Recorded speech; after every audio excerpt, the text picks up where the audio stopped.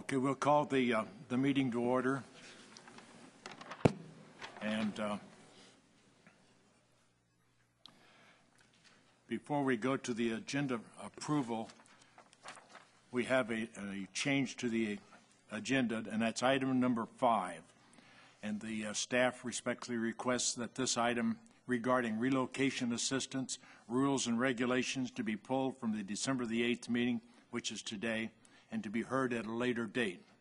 So we will. Everything okay on that? Fine. So we need an agenda approval. I'd move that we approve the agenda as amended. Been moved and seconded that we approve the agenda as amended. All those in favor say aye. Aye. Aye. No. The ayes have it. Public comment matters. We have 3 people who would like to talk on matters not on the agenda, and I would like to remind them that if they want to talk about other items on the agenda, that they be sure and fill out a card or a slip of paper over there so that we know about it.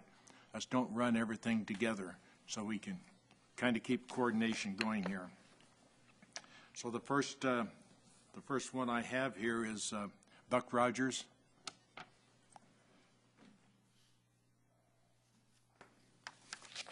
And Buck, we're going to try and hold it down to the amount of time that's involved. We don't want to get on a big long thing. Yeah, I'll only be about an hour, so hope you can. That's about right. Okay, that's your normal thing. Well, you know, I'd like to comment on that also while you brought it up. You know, our lives are on the line out there. And then first thing we have to do is request permission to speak. And then there's a chance we got the clock going. I think that's baloney. I mean, we're just not up here making comments about somebody building a building or digging a trench. You're going to ruin our lives out there, and it's kind of disgusting. I mean, it's inhumane. I don't know how that sounds, but as you know, Buck, in the past that I've just overlooked that. Yeah, I've overlooked the that's time. good, but it's close. It's close to coming. Anyhow, okay. I took a ride last week up in the Thomas area up there, and they've completed about 12.5 miles of a Jason levee with a slurry wall. I think that would save some of the property out there where we live.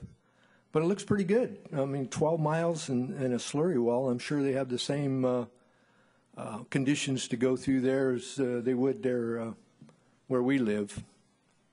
Also, if, I don't know, this setback levee, I don't know what it's going to prove, but just going to take some habitat and like to preserve as much ground as we can there with something a little simpler, maybe a seepage berm or whatever. They've talked about that before, so I don't know if that'll happen. But anyhow, that's for now, that's probably all I have to say. Thank you.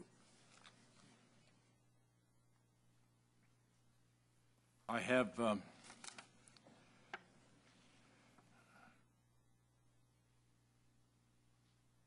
I think it's Bert. I'm not really sure. Okay. I'm sorry that I can't read your writing. It's pretty sloppy. Sorry. Good morning. I'm Brett Culberth, owner of 4400 South River Road. Mike and Ken and Dave have assured us that the fixes out there are going to be driven by purely technical issues and that money. Speak to the microphone, please. Money is not the real impediment to the fix out there. To that end, we retained the services of Mr. Gilbert. He's an engineer. And we request that the technical information that apparently is recently available be made available to us as soon as possible so that Mr. Gilbert can look at it. Thank you. And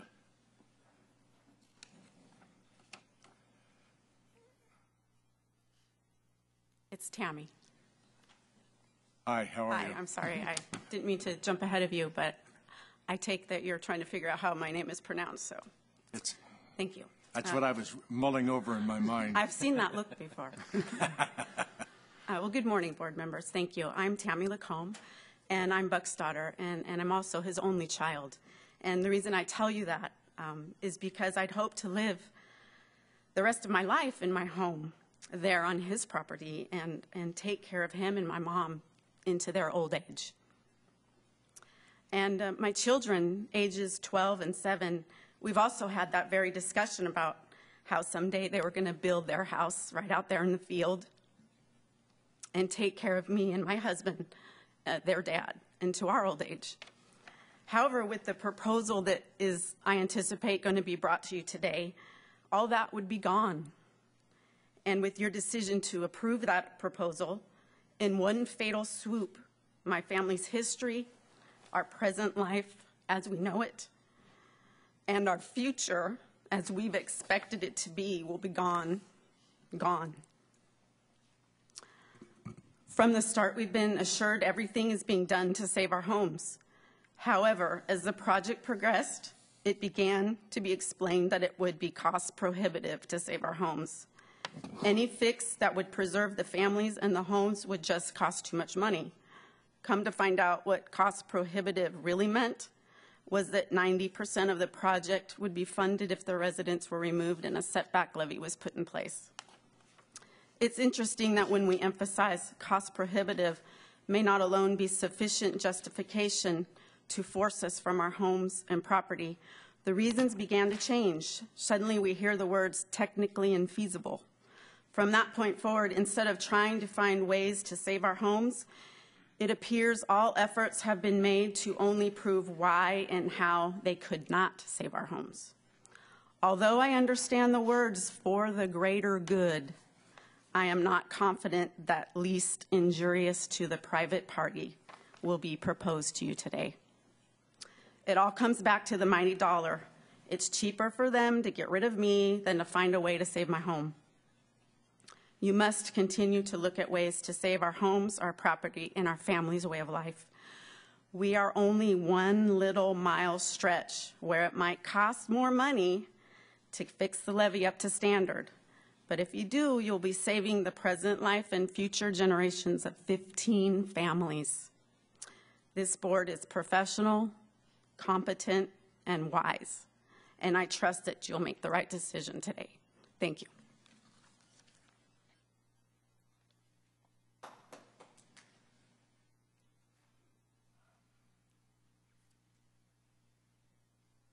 Thank you. The item number 3 on the agenda is approval of the November the 10th, 2011 minutes. Move approval. Second. Been moved and seconded that the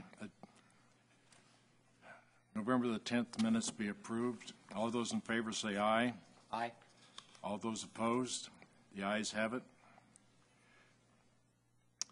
Item number 4 is review of monthly year-to-date revenue and expenses. Good morning, board members.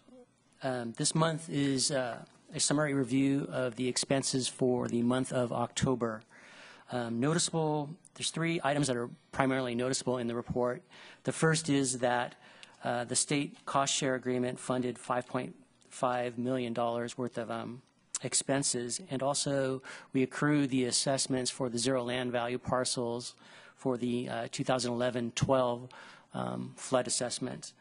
On the expense side, we expended about $5.4 million in capital expenses, mostly related to the CHP Rivers EIP construction projects and also design for the Southport EIP project. The column on the right, the far right, is the year-to-date column, which will summarize the JPA's expenses throughout the year to this point. In the next month, we'll probably collapse this first quarter, July, August, and September, and focus on the second quarter activity. On the second page of the report, for your information, is a expenditure report that itemizes the expenses for each project by vendor for that month, and the second box summarizes the activity year-to-date by vendor for each project. and that summarizes the report. And I'll be glad to take any questions if you have any. Thank you.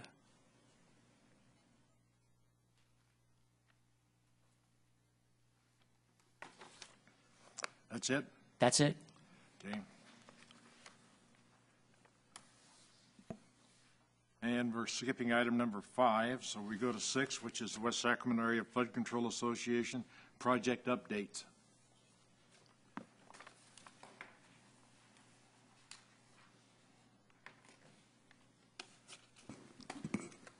Good morning, President Denton, members of the board. Could you put the PowerPoint up, please? I'm going to combine items 6 and 7, so I'll give you a projects update and then run right into item 7, which is the Southport EIP project. So I have good news to report on projects update. I'm going to go to the next slide. So I'm going to start out with the CHP Academy Early Implementation Project. We're very close to completing construction on that project. We were successful in acquiring an extension from the Central Valley Flood Protection Board for work up to December 15th. So we're wrapping things up. We're quickly closing out that project. We have a preliminary punch list job walk tomorrow with a final punch list early next week, with the project being completed by the middle of next week. PG&E is out there doing their pole relocations. We had a little snafu with that work because of the recent high wind storms that occurred throughout the state. PG&E crews have been mobilized to go out and do the repairs necessary to put power back in place throughout the state, and it affected their ability to. They wanted to mobilize 3 or 4 crews out and do this work within 2 to 3 days. It's looking like it's going to take more like 10 days or so total. So we're working with them. They're out there right now. They're installing new poles. They'll probably switch over the power next week and then remove the old poles. So we're working very closely with them on that project. On the Rivers project, that project also is going to be completed by the 15th of this month. They're working mostly on the recreational trails in the levee O&M road. They'll be paving out those this week. And we also got a Central Valley Flood Protection Board extension to work up to the 15th on that project. So we're getting good cooperation with our state partners, so we're very much appreciative of that. We also just acquired from the Central Valley Board a permit to install the plantings mitigation for both the Rivers project and the Riverwalk project.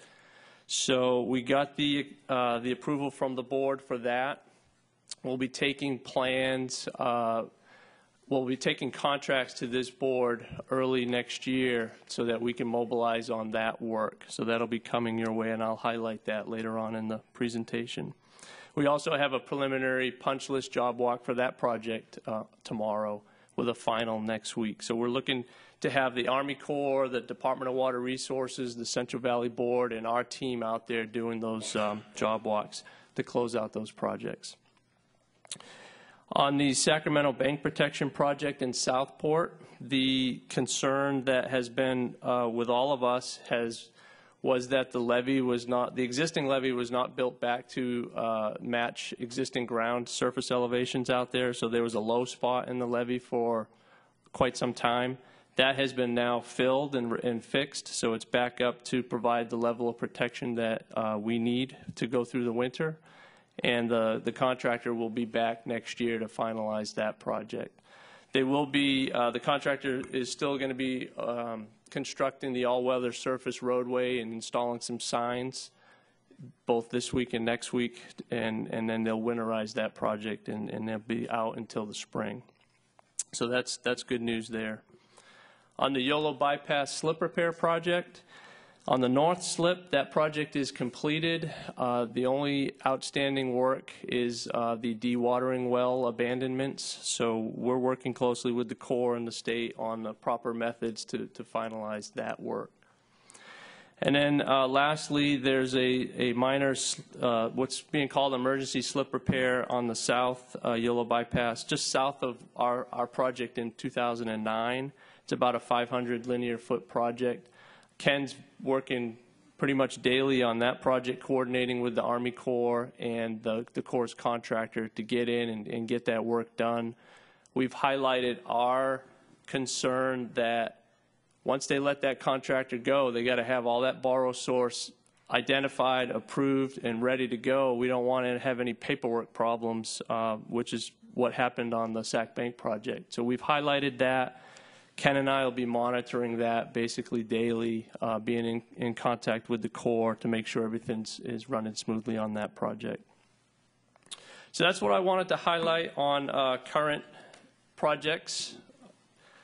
I'll maybe stop there and see if there's any questions on the current activities that we have underway, current construction activities.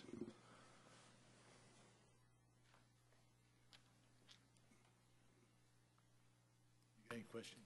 Very well explained. Okay, great.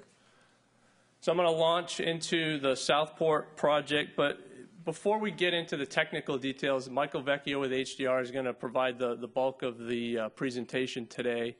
I wanted to talk about how decisions are made, how staff makes recommendations to this board to evaluate alternatives, how we run those through a decision-making process from beginning to end, and how we ultimately make decisions to the board on a project to move forward with. So I want to do that today. I want to highlight what we have here on the slide is basically we have 5 steps that we run through to analyze a project from beginning to end to be able to make recommendations on how to properly move forward to protect the city of West Sacramento. Essentially, there's 5 stages. There's problem identification. You know, what are the problems with the levees? Within each segment of the levees, we need to identify each and every problem. Then we determine what type of solutions we could put in place to correct those deficiencies. Once we've identified those that are technically feasible that will correct the problem, then we look at packaging how they can work together as a project, and we analyze those, we pull that together and we analyze that as a potential solution. Once we have a solution in place, we may have multiple solutions. We'll look at those and we'll analyze what are the impacts with each of those solutions. So we'll list those out, and we'll start evaluating one versus another. And then lastly, we would look to see which project has other potential benefits in addition to just flood protection. So there's a lot of components of that we evaluate. So I want to kind of run through that a little bit today. Before I switch over to the slide, the last 2 bullets are very, very important in terms of technical feasibility is based on does the solution work to correct the problem? The identified solution, will it work? If so, then we start taking it through that decision-making process. If it doesn't work, then it gets put aside and we don't do any more evaluation on it.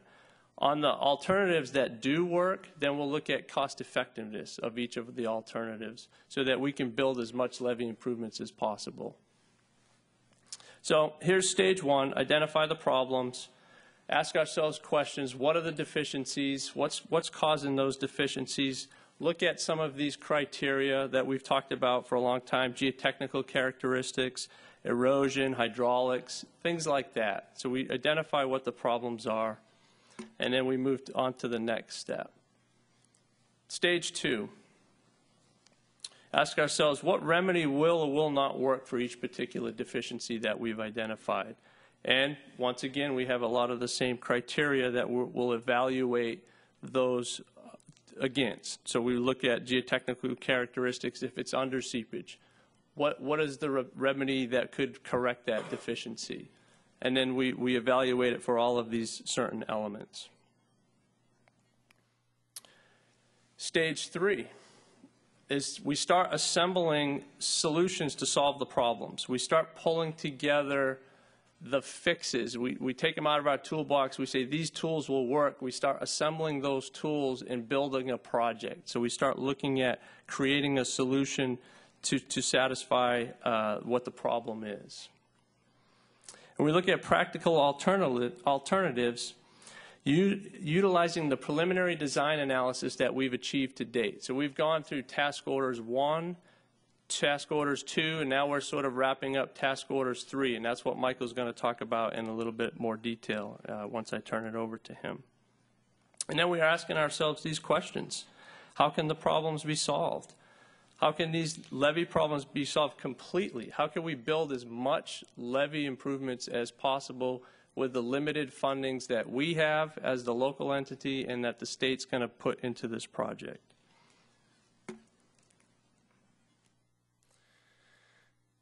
And then still in stage 3, these are the decision criteria that it's not the entire list, but it's the major items that we look at. We need to satisfy and solve all of these areas so that these elements will help us evaluate which are the best alternatives to move forward on, such as capital cost of the repair. We look at lifespan of operation and maintenance of that type of repair. So, you know, different types of treatments have different maintenance responsibilities and costs associated with that. And we look at what our funding is, what our partners' funding is.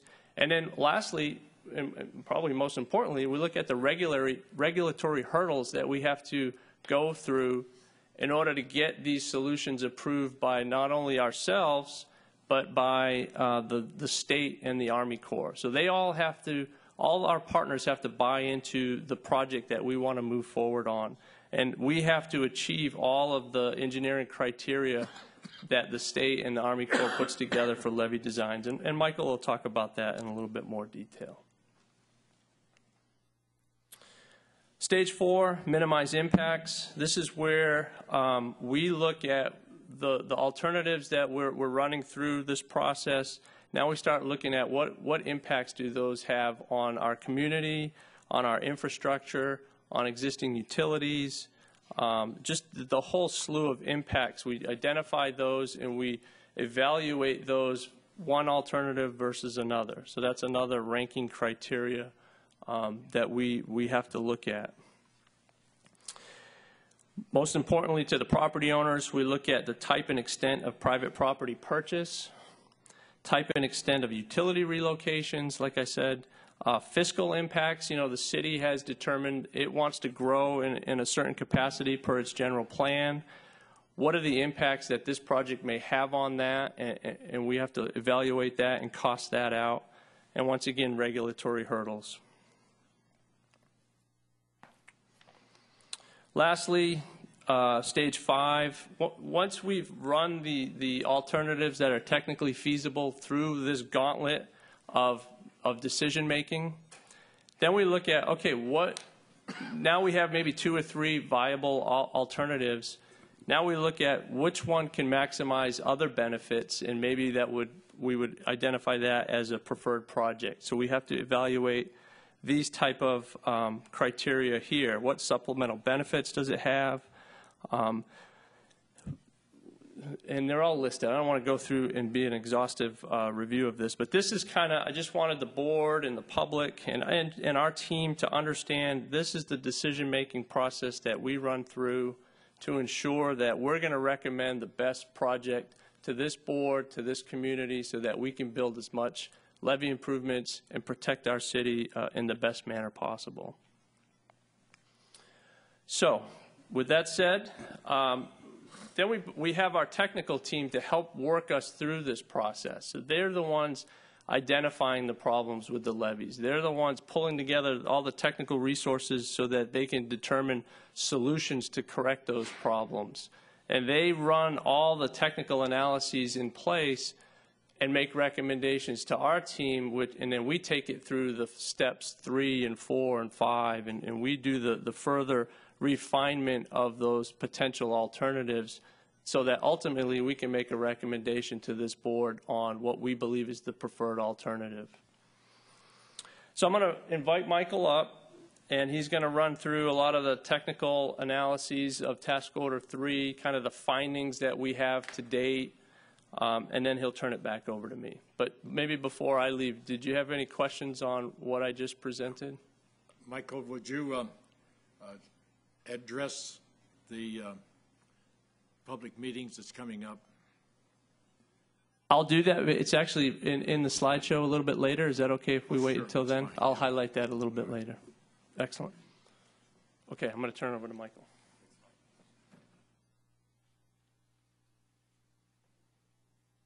President Denton, members of the board, my name is Michael Vecchio. I lead the engineering design team that WSAFCA hired to investigate the levees, study different options for upgrading them, and eventually, when the board selects a specific alternative, to take that alternative to final design.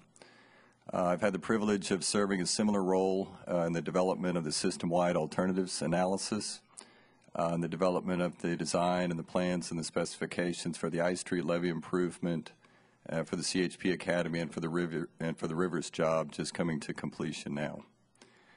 The board's aware of the design team's role in the larger project for the benefit of the public, and just to reiterate for all of us, the design team's role is really to provide the board with the most complete and accurate information possible so it can decide how it wants to improve the levee system in the city.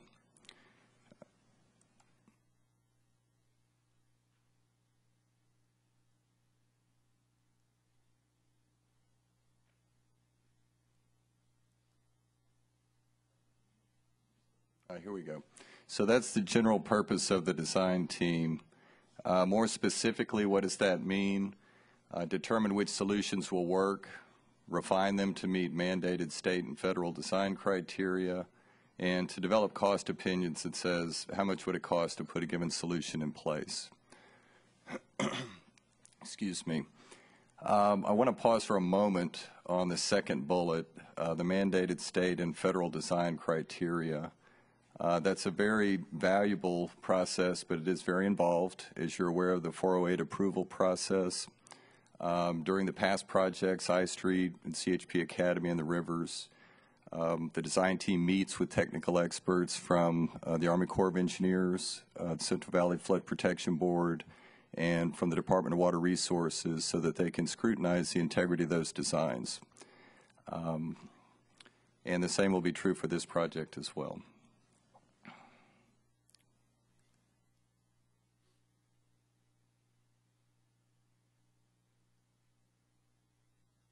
Most of you are familiar with this exhibit. It illustrates this whole suite of deficiencies that we're attempting to correct. In this case, along the Southport EIP extents. I will spend a fair amount of time during this presentation looking at the deficiency of underseepage. It has important implications in terms of which alternatives are technically feasible, which ones are not, and what the associated adjacent impacts to landowners could be. It's not the only deficiency along the reach, but I thought it was worth really digging into that one at this time.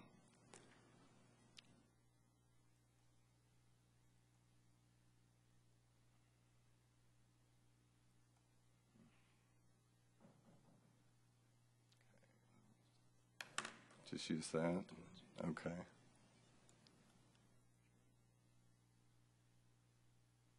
That one. Okay, so a little bit about terminology. We talk about alternatives to upgrade the levee. We talk about measures. I wanted to take a moment and clarify the difference between those two. Levee improvement measures correct one or more of the levee deficiencies.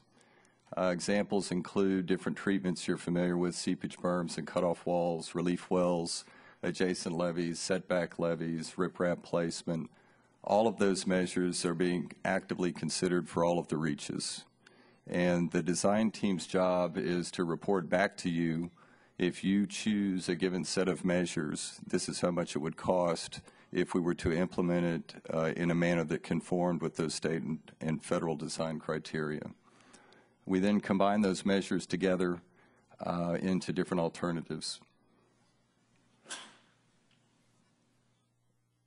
And what we'll be spending most of the rest of this discussion, or my time before you, addressing is this idea of site-specific conditions controlling what measures will work. Site-specific conditions in our situation tends to mean the underlying strata, the geological strata, how pervious they are, if there's very coarse material that augers would have to penetrate, were we to install a cutoff wall, when and why would a relief well work, when and why would it not?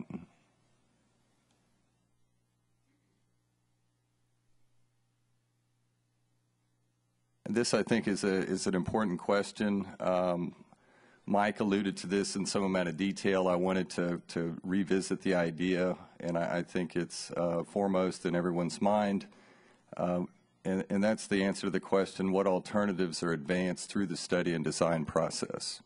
Why is it that one alternative gets advanced and another one doesn't? From the design team's point of view, it's the only measures that advance are the ones that are technically feasible, and we're going to investigate that phrase here in some detail in a few minutes, and that they correct all the known deficiencies of the project levy. So what does technical feasibility mean? In the simplest terms, it means it can be built. You can put it on the ground. The equipment exists to do it. When you put it on the ground and it's in place, that it'll solve the problem that it was supposed to, and that it meets the mandated state and federal design criteria. So if a given measure does not meet all three of those criteria, it's referred to as being technically infeasible. So you might be able to build it, it might solve the problem, but if you've designed it in a way that doesn't meet the state and federal design criteria, it's technically infeasible. If the equipment doesn't exist to put it on the ground, it's technically infeasible.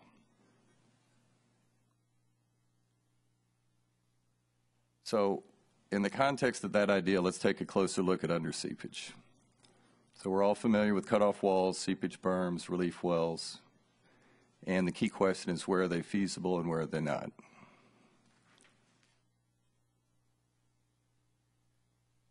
This is a simple diagram, but it illustrates basically where a cutoff wall works.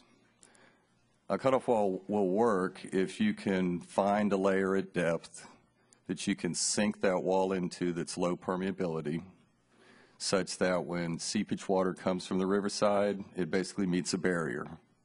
And the barrier is a combination of that vertical low permeability layer and the naturally occurring horizontal low permeability layer.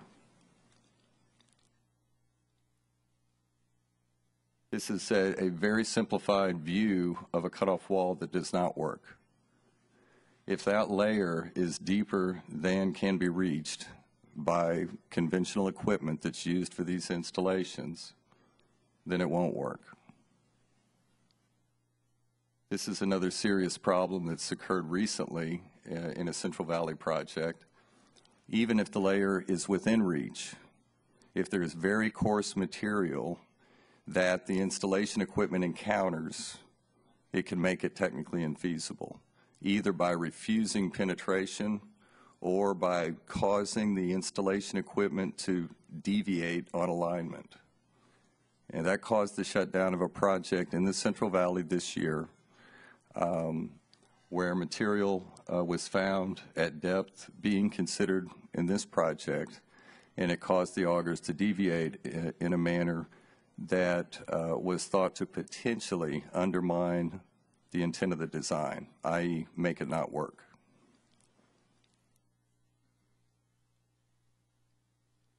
Relief wells, this is a little more nuanced than the idea of the cutoff wall. I think everyone can recognize that if you can't reach the cutoff layer or if there's something in the way, that causes a potentially fatal flaw for cutoff wall installation. The relief well issue is a little more nuanced.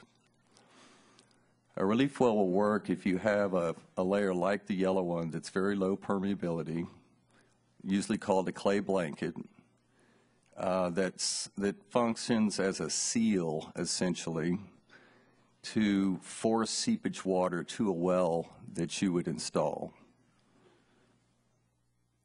If you don't have, if that yellow layer is pervious, the seepage will just be distributed along the land side, something that's been observed along the project reach.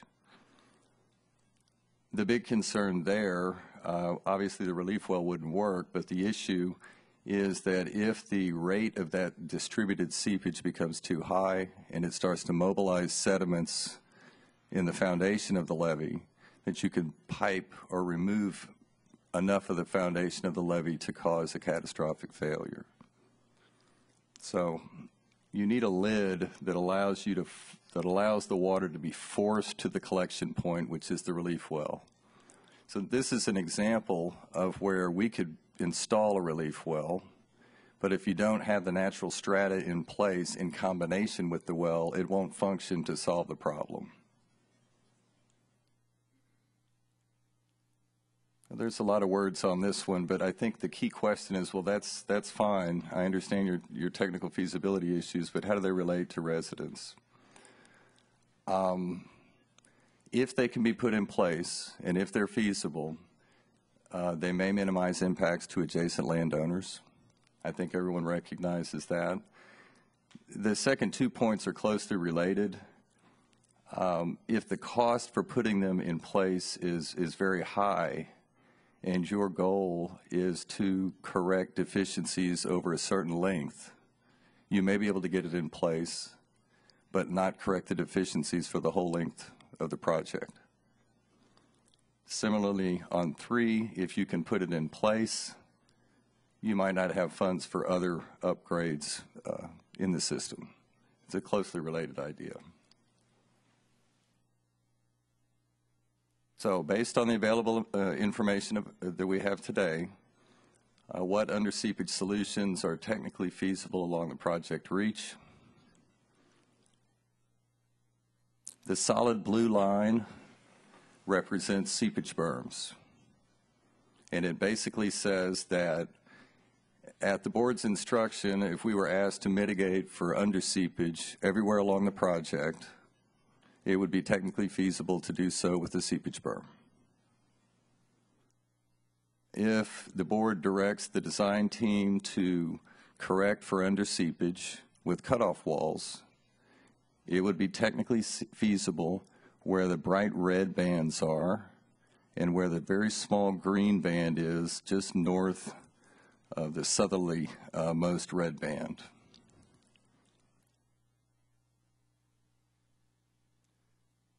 I put a category of relief wells up here. Our geotechnical engineering team has looked up and down the site and has reported at best a low confidence and a very limited segment of relief wells being technically feasible. So from a design point of view, if the geotechnical engineers have low confidence in a solution, that's not considered geotechnically feasible. That's why there are no extents along the project reach for which that orange bar is shown as being feasible.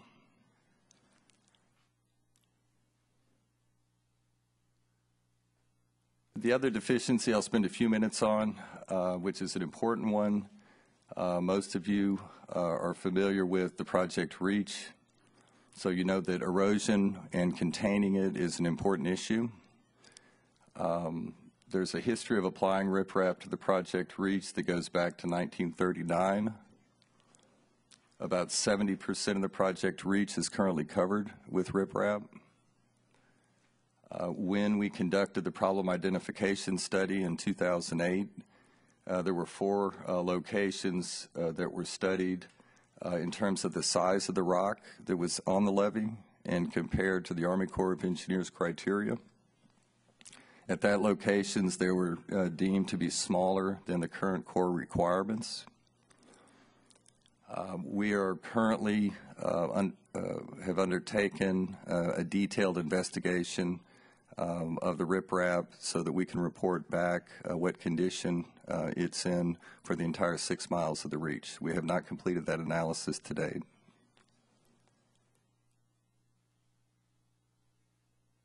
So how do we define erosion as a problem? If the levee might be compromised during a severe flood, so if estimated rates of erosion during a high flow event would cause the levee to fail, that's considered a problem. If it would require repair for the levee to be certified, So for it to be included and recognized in the National Flood Protection Program, it would need to be certified. And if we find erosion conditions that would need repair to be included in that program, we consider that a serious problem. And where continued erosion over a few years might cause the levee to be compromised. The last slide addresses one case study, the Chorus project just south of the Barge Canal used an estimated erosion rate, annual erosion rate of 1/2 foot a year as part of a justification for setting the levee back there. And the idea was that they were unable to install riprap on the water side without creating erosion problems on the other side of the channel. So they had to look at a different option to get the levee out of the way of the erosion. So we will have to do a similar type analysis along certain segments of our project reach. That concludes my technical presentation, but I'll be happy to answer questions you may have.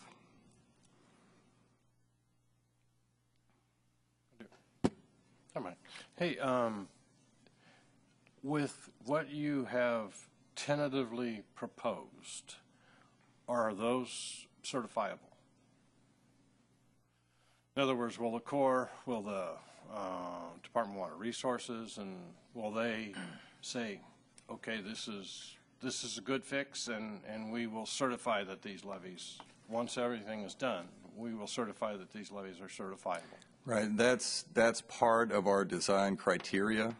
So when I say that something has to meet state and federal design criteria, if you look in the Code of Federal Regulations, there will be descriptions there that a levee must perform in the following ways when submitted to the design event, in our case a 200-year event, for it to be certified. And so when I say that a measure has to meet state and federal design criteria, that's equivalent to saying that it would meet the same criteria for certification. So the answer is yes. Yes. Mike, I got a couple of questions. Good report. It was very easy to follow. Okay, thank you. But your cutoff walls, and you in your diagram that showed some of the possible solutions in some of the zones, you had two kinds of cutoff walls, a conventional and I believe it was DSM. Right. Can you explain the difference? Yeah, a DSM wall is a deep soil mixed wall. Let me start with the conventional wall. The conventional wall is installed with a track hoe or a crane with a bucket on the end. It basically aligns itself over the center line for installation where you want it to be along the levee. It excavates a trench. You fill that trench with a mixture of water and bentonite, which makes the water a little heavier than regular water. That keeps the trench open until the trench has been excavated to the desired depth. And then you slowly backfill it with a mixture of soil and bentonite. And that mixture will congeal and form a low permeability layer. Some of the time, cement will be added to that. And so you'll hear terminology of a soil bentonite wall or a soil cement bentonite, which just is informing you about the admixtures that are in the backfill. So those are conventional walls. They can be installed to a depth of approximately 85 feet. The deep soil mixed walls are installed typically with a gang of augers, or like 3 different drill augers that are combined together. And they function like a sewing machine, kind of walking down the site, installing one panel at a time with a little bit of overlap until you get to the end of the alignment. The depth for DSM walls exceeds what's feasible with conventional walls. We installed walls to a depth of 130, 135 feet at the rivers for this most recent project. The project that I referred to as having been shut down because of material that was coarse being encountered at depth was utilizing that technology in the Central Valley at depths more shallow than 135 feet. Does that answer your question? Yeah, that was going to be my next question about that coarse materials. Which one of those processes was affected by the coarse Right, materials? and Is there an alternative method of installation known There at this are- point there- to counter that problem with the coarse materials? There are some other technologies that can put a wall in at depth than the deep soil mixed gang of augers. And those methodologies are included in our consideration when we evaluate whether installing a deep wall is feasible. So probably a more accurate representation on this exhibit would have been to say a conventional, more shallow cutoff wall versus a deep one, because a deep one you can install with 3 different technologies. So. Okay. But to answer your question, the one that was shut down was utilizing one example of how to install a very deep one, and that's the DSM technology. Okay. Okay. And then just the last, just to kind of the relief well situations, and you showed that permeable area that would help qualify that. It seems if you had a substantial enough low permeability, would you even have a seepage problem still, or? It depends on the thickness of that layer. It depends on the hydraulic conductivity of the material that conveys the seepage from the river Underneath to that exit location. Okay. So part of the issue is how permeable is that blanket layer, but those other variables I mentioned are key and are explicitly defined in the design criteria. So there are certain amounts of seepage pressure that are considered to be acceptable by the Corps of Engineers, by the Central Valley Flood Protection Board, and by DWR. Okay. So it is not a judgment call when it comes to the seepage pressure that's acceptable. Okay. Okay. Thank you. Other questions? Yes. Is there any area along the reach that we have that we're talking about that where the relief wells or the walls cannot go through? In other words, do we hit a big cobblestone or solid rock, or what is it that determines our depth? It's a good question, and the answer is yes. When I put that exhibit together, I worked with the geotechnical engineers to answer that question, and for each of the 3 methods of correcting underseepage. So we looked at where we have a cutoff layer that's within reach or one that's not obstructed by dense material that we feel like would deviate getting it in place or move it offline. So it was through a careful evaluation of all of the geotechnical explorations and the specific question, where would a seepage berm work, where would a cutoff wall work, where would a relief well work, and then a subsequent review of the geotechnical information we have that produced that exhibit.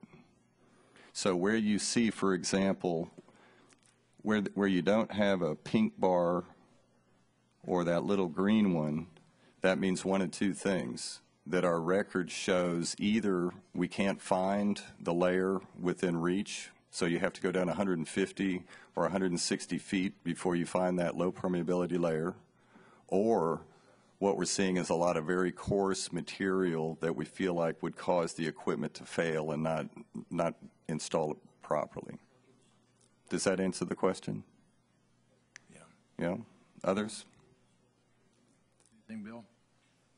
I guess a little confused.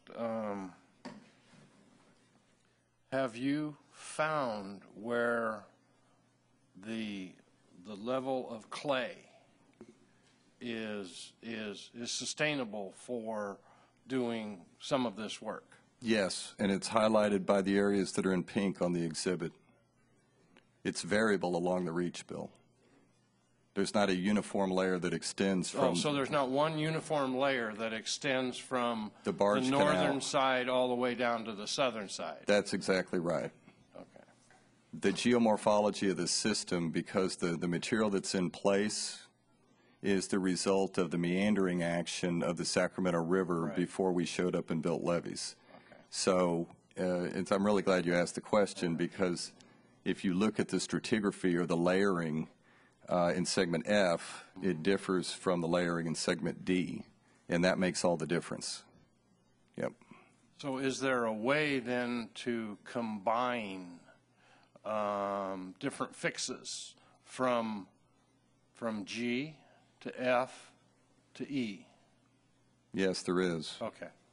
And that's why, you know, we went through it kind of quickly, but now that we've looked at some of the context, if we go back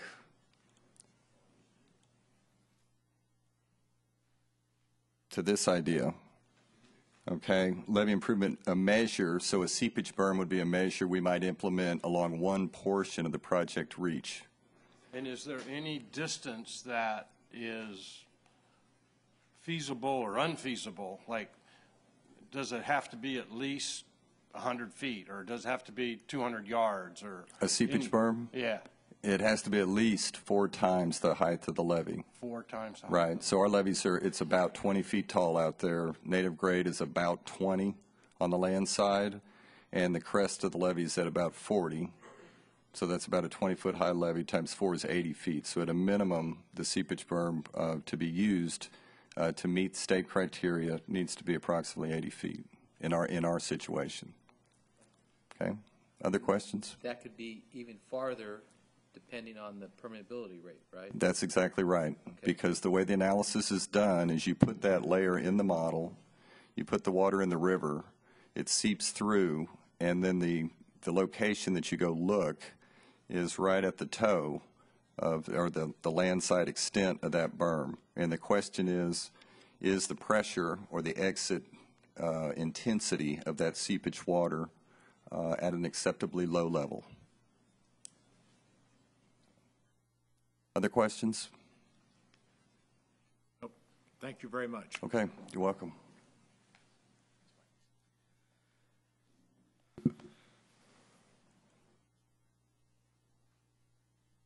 What I failed to mention at the beginning of the presentation is we're not asking the board to make decisions today. We're just educating the board and the public on our analysis to date, what our findings are, and how we're planning on moving forward from here. So what I wanted to highlight a little bit after Michael's presentation, in terms of certifying these levees at the end of the day, once we build them, just like CHP in the rivers, HDR, our technical engineer, they're going to perform that certification. Michael's going to put his stamp on those plans and certify that they meet state and federal specifications. That's the same what will happen in Southport. So I wanted to clarify that. I wanted to clarify on how we look at cost sharing and how we use cost analysis for selection of a preferred alternative or a project to move forward. It's not only our decision on that. The state is going to be involved in that decision making, and ultimately the federal government. They're going to decide what project they would fund. They would look at the lowest cost alternative to achieve the goal, to satisfy all to correct all those deficiencies. So they'll evaluate, and we can make a decision to pick a higher cost project. That's within our purview. That's within this board's decision-making power. But WSAFCA will have to pay for that incremental cost if there was a lower cost alternative that was viable. So I just wanted to put that out there also. I want to let this board know we had a meeting with the property owners earlier this week. I thought it was a good exchange of information. I want to let the board know that these property owners are trying to save their properties, their houses, their lives. We get that. We totally understand that, and we're very sympathetic to that. They have been very professional and courteous with myself and our staff to date, and I want to thank them for that. I want to let the board know that I believe we're working very positively with them to date. We're exchanging all the information that they asked for. So we're trying to do that and be as professional as possible. They informed us that they've hired a technical expert to bring on board so that that person can evaluate our information. we're very receptive to that. I'm very happy that they have done that, and we're looking forward to working with Mr. Gilbert and his team. And we'll look to provide that information as quickly as we can, and we're looking to sit down with him so he can evaluate what we've done. Maybe he has other ideas, and we'll be very receptive to that. So we want to have a good exchange of information with this team. So I wanted to put that out there as well. So what I want to highlight on this slide, today was the December meeting. We kind of presented the board and the public information on our task order 3 analysis, what our findings are to date. The second bullet is we set up a workshop to present this same information. I know a lot of people were trying to look at the maps and get a better view. That's what we're having this workshop a week from tomorrow. So on December 16th, we're going to have blow-up versions of this same information. We'll have it blow-up versions for each of the segments so people can look and see where their property is. They can talk to our technical team and ourselves, the staff, and get more information. So it's going to be a 2-hour workshop. It'll be like a open format where we have different stations set up, and they can come and talk to whomever they want and really get their hands on and get closer to the information. So I wanted to put that out there. In January, we're planning on presenting task order 3 cost opinions. We haven't done that yet. We're still working on refining not only the civil engineering costs, you know, building the levees, what the impacts are, moving roadways, moving utilities, but also real estate analysis. What are the impacts on adjacent properties? What's, you know, in our calculations, what are those valuations and how do those factor into which type of alternative we would want to look forward to moving forward on. So we're going to be presenting those task order 3 cost opinions next month. We're going to present 2 alternatives that HDR has taken to a 15% design level so that it's a more refined analysis. So we'll be presenting that next month. And then we'll be previewing task order 4, which is essentially approving a contract with it's not approving it next month, but it's previewing it. It's going to be a contract with HDR to continue the design effort, to continue to analyze information that we've gathered to date, and then maybe to gather additional information to really refine our analysis. And at the bottom line, we want to minimize impacts to properties. So to date, what Michael presented was single treatment alternatives. Cutoff wall, you know, can we do a cutoff wall? At what depths? What are the impacts? Can we do a seepage berm? Same thing. Task order 4, we're going to start combining those treatments. We're going to look at, can we do maybe a conventional method cutoff wall that would, in combination with a seepage berm, correct the deficiency, but that seepage berm would be much less width. It would maybe be only the 80-foot minimum rather than the 200-foot that we've been showing to date, or the 250, whatever it is. But we're going to look to continue to refine that design analysis to minimize impacts on properties. So we'll preview that to the board in January. We'll also hold a public workshop in January, to the latter part of January, where we'll present the 15% designs in greater detail to the public so that, once again, they can get their hands on it, they can see it and see it in a much better manner, and talk and ask questions to our technical team. In February, that's when we believe we'll be ready to make the staff will be ready to make a recommendation to the board on a preferred alternative. We will have taken alternatives to a level of detail that we believe we'll be able to make a decision on the best way to move forward. And we'll also ask the board to approve task order 4 at that time. And most importantly, the board can look at the scope of work that we're presenting in task order 4. They can make refinements to that analysis. We're going to work very closely with our team on task order 4 analysis so that we're not leaving any stone unturned. We're looking at every possible option to correct our levies and minimize impacts to property owners. So that's what we'll be presenting in February.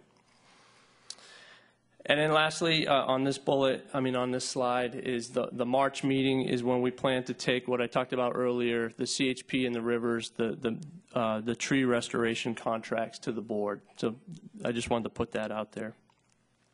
Big picture for Southport. In early 2013 is when we expect the environmental document to be certified, ready to take to this board for certification.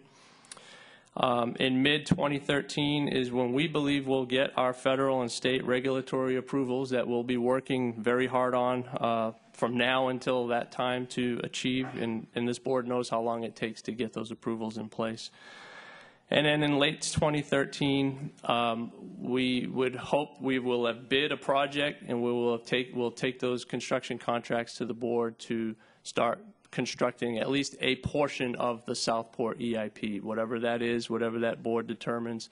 This board determines in the future that we want to build. So it may be 2 miles for phase 1, it may be 5 miles, it may be the entire 6 miles in one contract. That decision will be made in the future. Public outreach opportunities, like I say, we're willing and ready to meet with the public and their team at any time. They can call and set up a meeting. We're more than willing to do that. The monthly board meetings are a good way to get information, and we believe the workshops will be even better. It's a better format for the public to ask questions and receive information than this more formalized setting. So I wanted to highlight the meetings that we have here. Next Friday, 3 to 5 here downstairs in the Galleria. And in January on the 26th, it's going to be an evening time, probably 6 o'clock start. And we're not sure of the venue. Hopefully it'll be City Hall, but we're not sure just yet. And then lastly, one-on-one meetings, anytime, any place. Public can call, let us know, and we'll be there, present information, answer questions, do what we need to do to make sure they understand the process and they feel they're being heard, because I want them to know that they are being heard. This board is directing myself, my team, to minimize impacts as much as possible. I know our city leadership is doing the same, so that's the way we're proceeding. And that's the end of today's presentation, so I wanted to turn it back to the board. Mike, I have one question. You said in one of the slides you talked about mid-2013 federal and state funding issues which should be resolved and that sort of thing? Yeah, I was talking or about... Not, maybe not resolved, but at least we'll certainly have a better handle on it. Will the 104 issue as far as the feds is concerned, will that be resolved? Well, we're working very hard on that. Yeah. 104, as far as we know it, is off the table. It's a done deal. Now, the Corps is moving forward with a 221 federal credit. It's a different format. It has different timing. We're trying to, and they're looking at revising those regulations. We're looking to weigh in on that revision. We're working very hard with not only our team, but with the state and a national coalition on that. We're looking to hopefully, as 221 currently stands, it's basically at the end of the GRR process at Chief's report. We're looking to move that well up into the study process so that we could qualify. But yeah, that could potentially affect us in the future in terms of achieving federal credit. Now, with the timing that we're showing here, we're running through all of 2012 with design and environmental documentation and going through the 408 process with the Army Corps. So there's a lot of work to be done, and at the same time, we're working on the 221 regulation. So I'd like to think that we will have achieved some success in guiding the Army Corps into revising those regulations in a more favorable manner for WSAFCA.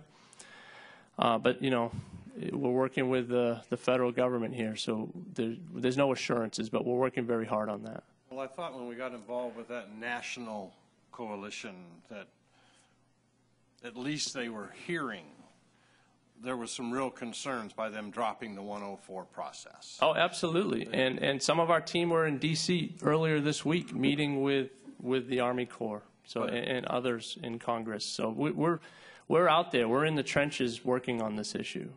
Okay, thank you. Yep. Just one question. When, during this design process, does that senior board of advisors come in? Because I know in the past they can have an effect on the ultimate, design that's chosen. They absolutely can. They're already in the process. They are already evaluating technical information on the Southport EIP. We had a geotechnical focused meeting several months ago. I'm not sure when our next BOSC meeting, but I think it's early next year, maybe January, February. So they're part of this process all the way along. And it's a good question, but also the state and the Army Corps are going to start weighing in on our design alternatives and what we're considering to move forward on a project. So they're going to start weighing in on that also. Thanks, Michael. Thank you very much. Okay. We have a question from, I think it's Karen, isn't it? Okay. Thank you, Mr. Chairman. It's a pleasure to see each of you today. On behalf of the Southport landowners that I represent, I'd like to say that what we request is that there be a detailed presentation before this board as soon as possible of the Reach B issues. We would like to see that done in a public presentation format, but where we have adequate time to request questions. What you received today is not an analysis, you received conclusions. You did not receive the underlying analysis of why the process has been determined to be that a cutoff wall, for example, is not possible except on a very small portion of Reach B.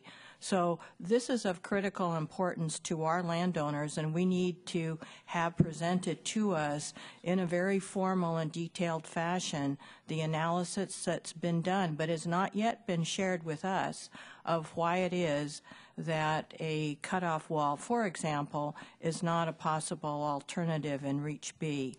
And it's a very different presentation than what you saw today.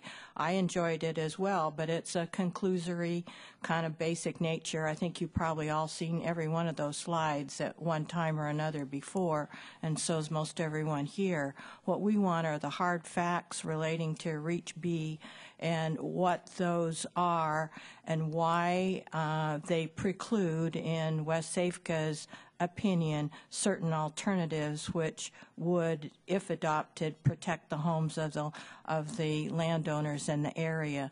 So we would respectfully request that that be done, and at the same time, and we want the presentation to be before you because you are the decision makers, not at a kind of meet and greet meeting. And then I'd like to say on the meeting on the 16th, we weren't consulted ahead of time about the timing for that, and I would just like to mention that that is at the Friday before the Christmas holidays at 3 to 5 on a Friday afternoon. That isn't a time when there's going to be public input of a significant nature, not at the holiday season, not on a Friday afternoon before Christmas. And I really would suggest that another date. There were not a lot of people formally notified of this meeting. We inquired about who got notified. So if that meeting were to change, it's not a major notification process.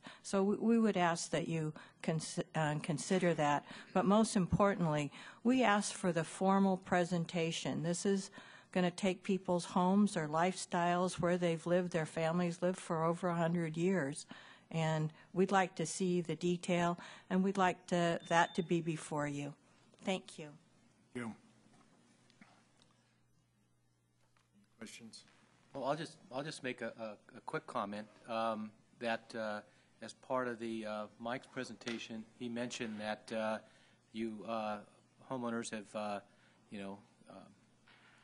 acquired the services of someone for a technical nature, and he said he was very open to share the information and whatnot. And we could get much more technical here in this public domain here, but I think you're going to get much more usable results using your technical expert and working with our staff. And maybe that'll make the presentation in the future much more usable.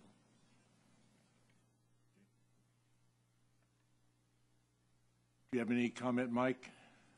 Yeah, we will hold the meeting on the 16th. We have sent out direct mailers. We've put ads in the newspapers. It's on our website. It's on iLights. So we're going to hold that meeting, whether people can attend or not. It's just another way to get that information out. Like you said, Tom, we're willing to meet anytime, any place. We're going to hold a meeting in January. We are going to get a lot more, we are going to share more information on the 16th than what was done today, just because, time is there's only so much time in these board meetings to share that technical information. But I agree with Tom that sitting down with their professional technical expert will be a much better way to share what our findings are, why the analysis has steered itself in a certain direction. That's the best way to be able to share that information. We'll be finalizing task order 3. That will be put up on our website once it's finalized. After January, when we present the cost opinions, then task order 3 will be completed and put up on our website. So that's the manner that we're putting the information out there. Well, we haven't received it yet, and we have been asking. And when we had our meeting with the Corps, well, I appreciated very much that city representatives came. We were not provided with technical information at that time. So none of this is something that's been worked on for months and months and months. And so it's very unrealistic to think that from our side that it's going to be a matter of a day or two to go through information and reach a conclusion. And I would also like to have the presentation on the record where the rest of the public who are affected by this project have an opportunity to comment as well. It's all very well and good for some people to have access to information, and we're certainly asking that we be those people. I make no distinction about that, but there are others in the audience who will not be part of private conversations, and I think there are other Southport landowners affected who might welcome an opportunity to hear why it is that they're losing their home and have an opportunity to question the information once it's presented to them. So I would respectfully disagree that it's better to do it. I think both are necessary because you can't do everything in a public meeting. We all recognize that. You just don't have it. But I think it's nice when things are put on the record before everyone. And I think that's the part of the essence of a public process. Otherwise, it becomes an illusory process, and this is very close to that at this point, in my view, since the technical information and the detailed information on which decisions are made are not being presented in public to everyone at this time. Anything else? Tom? Informational items, number 8.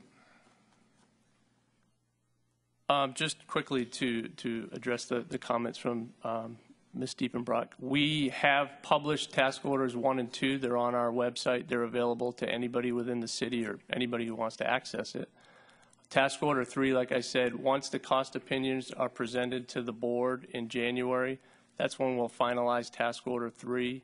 That's when that document will be made available to the public. So there's a process that we have to make our findings, package them, present them to this board, and then and only then do we put them up on our website and made available to the public. But we're willing to share pieces of those documents at any point in time, sit down, roll out the plans and share that information. I think that's the only information that I have at this time. Mike, do you, on the 26th meeting, when you make your notification to the public, let's publish that in the paper so that everybody has an opportunity to understand what's happening, okay? Yep, absolutely.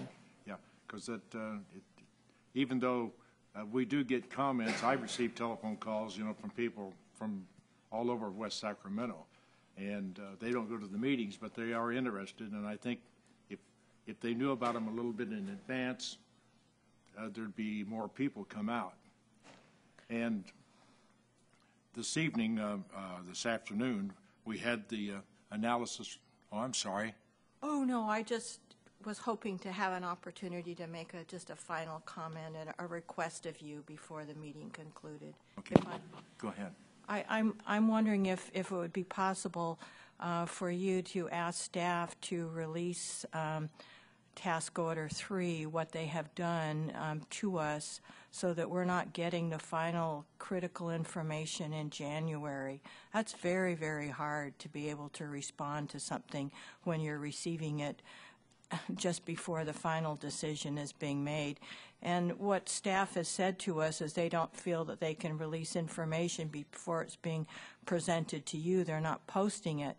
Well, we need it now. We need it now. We need to have the same information that staff has. We don't want to just hear about it. And I think one of the things that we have to understand is before we publish something, this board has to approve it. Now, the staff has got the data. They bring it before this board. We approve it. As soon as we approve it, then it's available to the public. If we approve it before it's available to the public, it doesn't mean anything because we may change it.